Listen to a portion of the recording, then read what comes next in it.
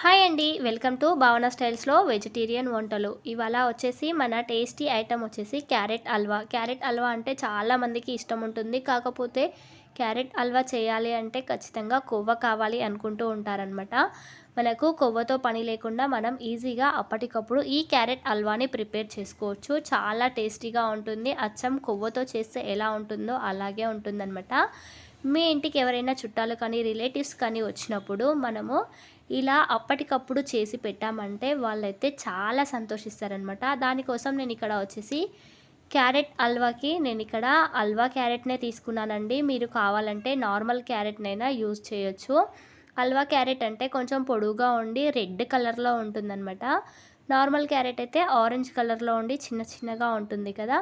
ఇలా నేనైతే ముందుగా ఈ క్యారెట్ని తీసుకొని దానికి పైన ఉన్న తొక్కని మొత్తాన్ని ఇలా తీసేసాను. తీసిన తర్వాత చక్కగా కడుక్కొని మనము తీసి పెట్టుకోవాలన్నమాట. ఇక్కడ చూడండి, నేను నీట్గా కడిగి తీసుకొచ్చేసాను.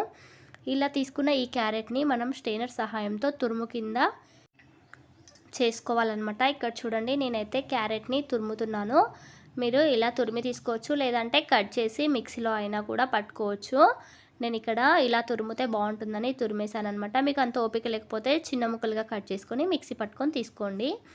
ఇప్పుడు మనము స్టవ్ వెలిగించుకొని ప్యాన్ పెట్టుకొని అందులోకి 2 స్పూన్ల వరకు నెయ్యిని వేస్తున్నాను అనమాట. మనకు నెయ్యి ఎంత ఎక్కువగా ఉంటే క్యారెట్ అనేది అంత టేస్ట్గా వస్తుందన్నమాట. అయితే ఇక్కడ ఈ నెయ్యి మెల్ట్ అయిపోయేంత వరకు అలాగే ఉండాలి. చూడండి, మనకు నెయ్యి మొత్తం కూడా మెల్ట్ అయిపోయింది కదా. ఇందాక మనము తురుము చేసి పెట్టుకున్న క్యారెట్ని 1 కప్పు మెజర్మెంట్తో తీసుకుంటున్నాను అనమాట. మనకు అది కరెక్ట్గా 1 కప్ అయితే వచ్చేసింది. మనకు కప్పు మెజర్మెంట్తో తీసుకుంటే ఈజీగా అర్థమైపోతుంది కదా, అందుకని అలా 1 కప్పు వరకు వచ్చింది.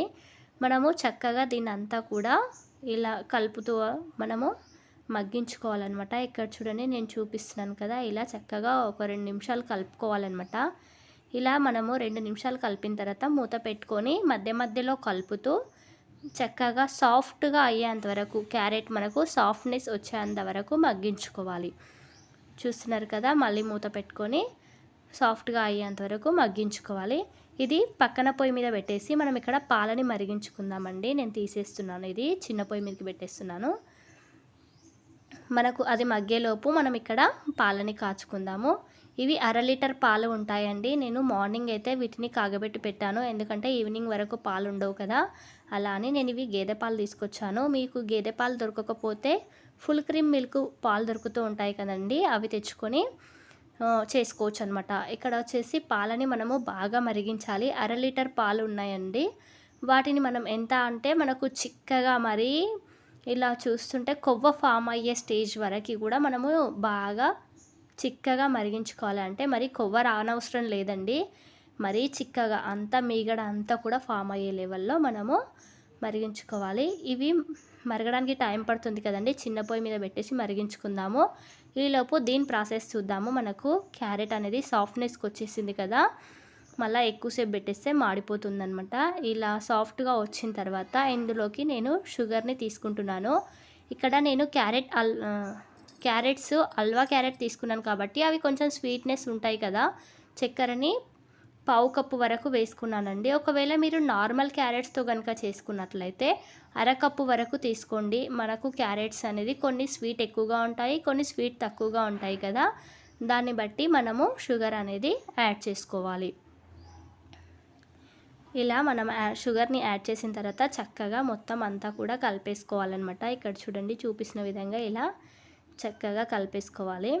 మనకి ఇక్కడ పాలు కూడా రెడీ అయిపోయాయండి. చూడండి ఎంత చిక్కబడిపోయాయో.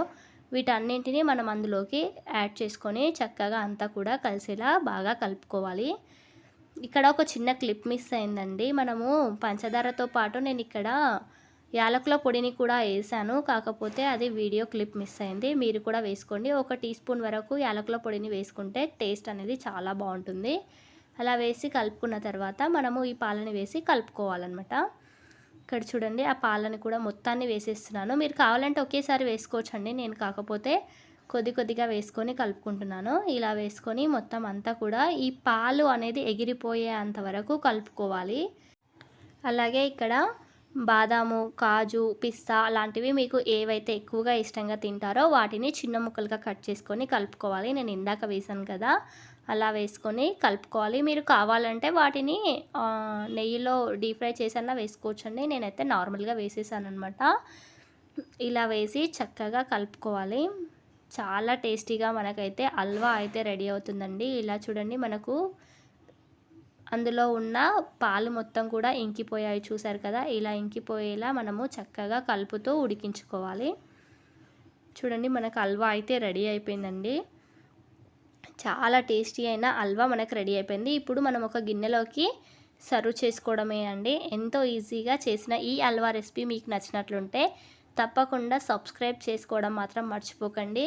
అలాగే మన ఛానల్కి ఒక లైక్ కొట్టండి. మీ ఇంట్లో ఎవరికైనా హల్వా ఎక్కువగా ఇష్టం ఉన్నట్లుంటే వాళ్ళకి ఈ వీడియోని షేర్ చేయండి లేదా చేసి పెట్టేసేయండి. ఓకేనా. చూడండి, హల్వా అయితే చాలా కలర్ఫుల్గా మనకైతే చాలా టేస్టీగా వచ్చేసిందనమాట. మనం ఇలా గిన్నెలోకి సర్వ్ చేసుకొని పైనుంచి బాదాం, కాజు, పిస్తా అలాంటివి ఏవైనా సరే పైనుంచి మనము డెకరేట్ చేసుకుంటే సరిపోతుందనమాట.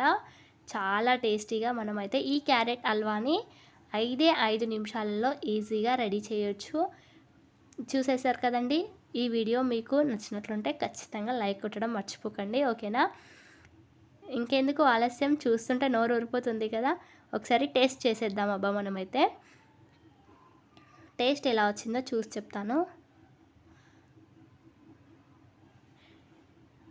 టేస్ట్ అయితే చాలా బాగుందబ్బా. మీరు ఇంకా షుగర్ ఎక్కువగా తినే వాళ్ళైతే కొంచెం షుగర్ని ఎక్కువగా యాడ్ చేసుకుంటే సరిపోతుంది. Okay friends, bye. మళ్ళీ వీడియోలో మంచి వీడియోతో వస్తాను. అప్పటి వరకు సెలవు.